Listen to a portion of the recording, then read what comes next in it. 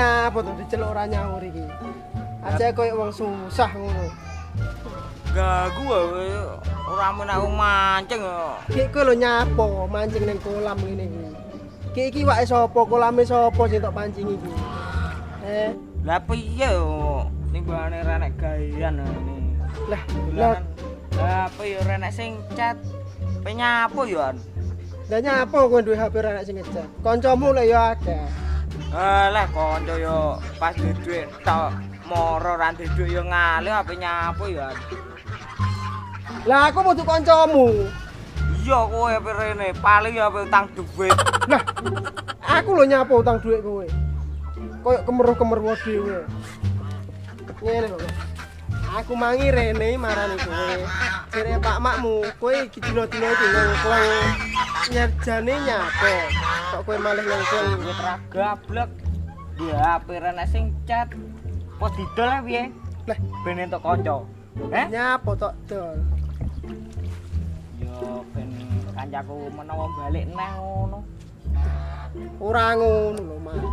Duwe HP yo didesain paketan sik. Sapa ngerti kancamu yo paketane pas entek ndak iso WA awakmu. Iya to. Yo Mak, saiki pindah aja panggah ning kene. Kowe panggah ning kene ngengkleng kowe. Yo ngopi sik. Yo. Oke. Ngopi. Pindah kon ngopi.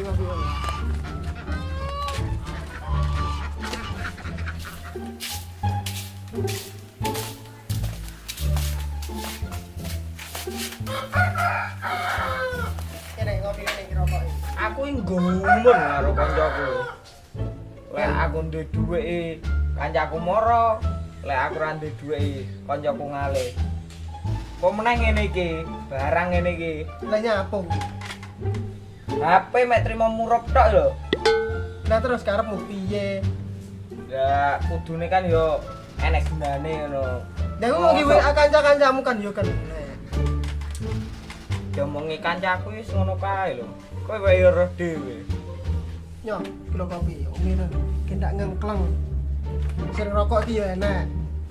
Kopi karek separo, kabeh papat yo mok sugone nang mahku. Lah iki kan turanmu mah bengi. Ngene lho, Mak. Kancamu yo repot, yo manjing, yo mbuh enek sing kerepotan liyane. Kowe aja sok sudon ngono kuwi ndak apik. Yo aja mek moncang mancing ngengkleng ngono kuwi. Lah, saiki yo wis kae wae adan kae. Ade wae sembahyang.